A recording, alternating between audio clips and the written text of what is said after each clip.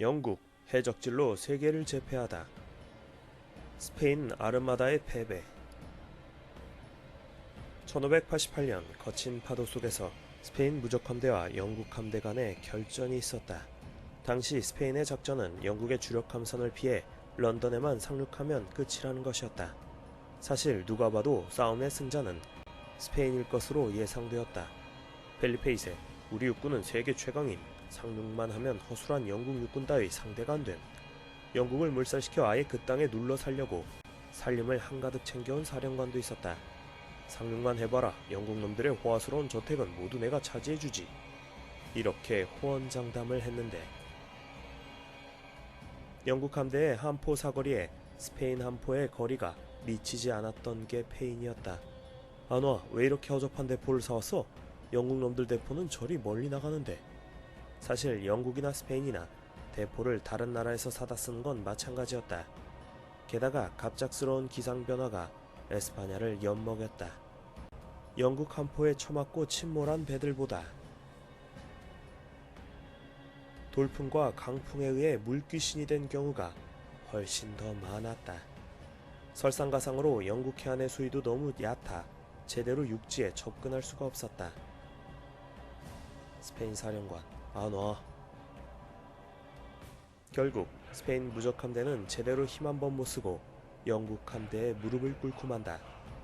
아무도 예상하지 못했던 영국의 승리였고, 이후 영국은 빠르게 세계 해상 패권의 1인자로 부상하여 해외에 많은 식민지를 개척하게 되고 결국엔 해가 지지 않는 나라로 불린다. 반면 신대륙을 발견하며 전 유럽인들의 부러움을 한 몸에 받았던 에스파냐와 포르투갈 두 남유럽 국가의 시대는 급속도로 저물게 된다.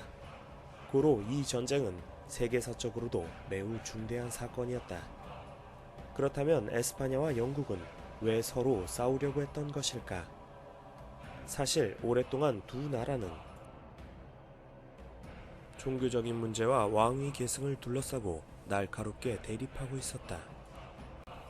당시 영국은 개신교를 믿는 이들이 많았지만 에스파냐는 카톨릭을 믿었다. 그러던 중 영국에서 왕위를 놓고 개신교계 대 카톨릭계가 다투고 있을 때 에스파냐는 영국의 내정에 간섭하며 가톨릭 세력을 지지하고 나섰다. 하지만 개신교계인 엘리자베스 여왕이 집권하게 되었으니 에스파냐의 펠리페 2세는 내심 속이 상했다.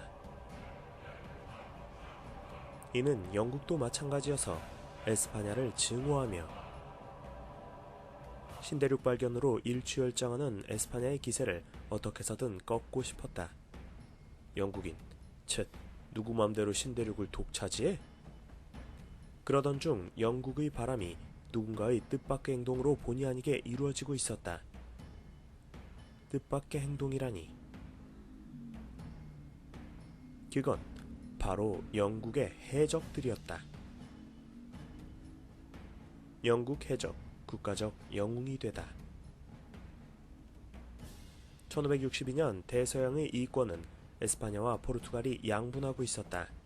이럴 때 영국인 존 호킨스는 솔깃한 이야기를 듣게 된다. 소문 들었는가? 노예무역이 그렇게 짭짤하다던데. 존 호킨스, 얼마나?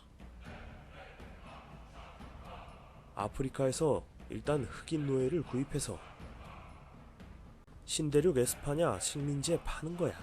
그러면 부르는 게 값이래. 에이, 그게 말이 쉽지. 에스파냐 정보 허가 없이는 무리야.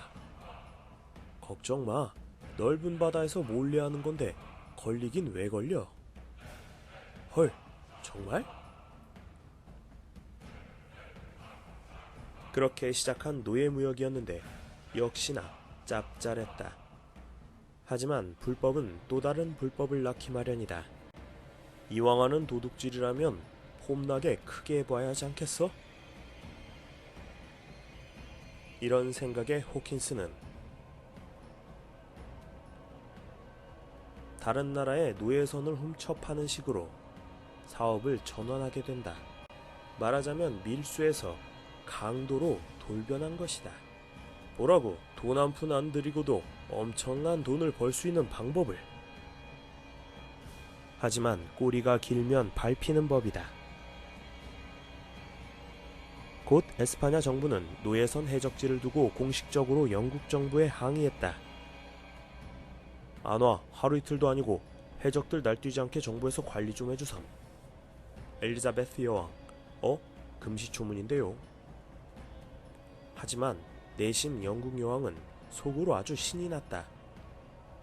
아이고 꽃이라. 정부도 못한 걸 우리 해적들이 해줬구나. 한술 더 떠 엘리자베스 여왕은 해적들에게 100가지 구해다주며 은밀한 지원을 아끼지 않았다. 그러자 힘을 얻은 해적들은 더욱더 약탈에 몰입하여 엄청난 금은 보화들이 에스파냐의 창구에서 영국인들의 주머니로 스리슬쩍 이동하게 되었다. 심지어 영국 해적선장 호킨스는 왕실로부터 기사자기까지 받으면서 해군 총감독에 임명되기까지 했고, 하하하.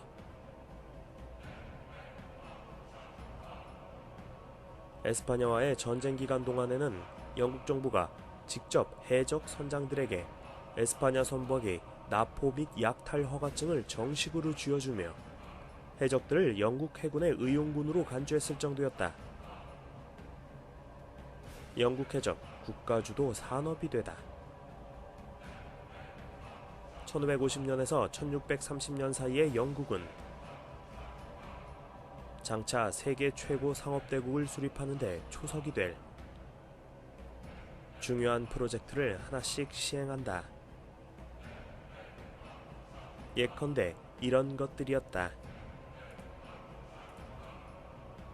1. 북미해안의 식민지 건설하기 뉴 잉글랜드, 카리브해의 식민지 건설하기 자메이카 섬, 동인도회사의 설립하기 인도, 아프리카 중동의 무역거점 건립하기, 그리고 이러한 식민지 사업을 추진하기 위해 주식회사를 설립한다.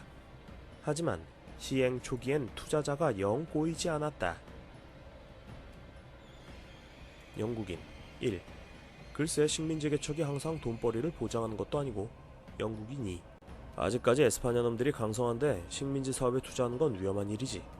하지만 해적 사업을 한다고 광고를 내면 양상이 사뭇 달랐다. 당시 해적 사업은 영국 정부에서 면허를 내주고 직접 관리까지 하고 있는 사업이었다. 이번에 카리브해 에스파냐 상선을 털려고 드레이크 상사에서 투자자들을 모집한다네. 오, 좋은 소식. 이러면 금세 사람들이 몰렸다. 그 이유는 어떤 사업보다 확실한 이윤을 보장해줬기 때문이다. 실제로 1585년에서 1603년까지 영국 해적 사업에 투자했던 주주들은 평균 무려 60%의 투자 수익률을 얻을 수 있었다. 반면 같은 기간 단순 무역업에 투자했던 주주들은 평균 20%의 투자 수익률밖에 올리지 못했다. 때문에 당시 해외 확장을 위해 투자된 총 1,300만 파운드의 자금 중 3분의 1 이상이 해적 사업에 투자되고 있었던 것이다. 상황이 이러했으니 영국 정부는 식민지 사업을 홍보하는 데 있어 해적 활동의 떡밥을 빼놓지 않고 사용했다.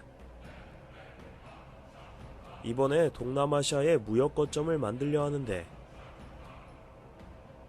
만약 일이 잘 안되면 주변 중국 상선을 털어서라도 투자금을 메꿀 테니 안심들 하시고 투자하십시오. 절대 손해보는 일 없습니다. 게다가 당시 해적질은 영국인들에게 일종의 애국적 행위와도 같았다. 에스파냐 놈들 상선을 터는 건 곧 영국의 명예를 드높이는 일이야.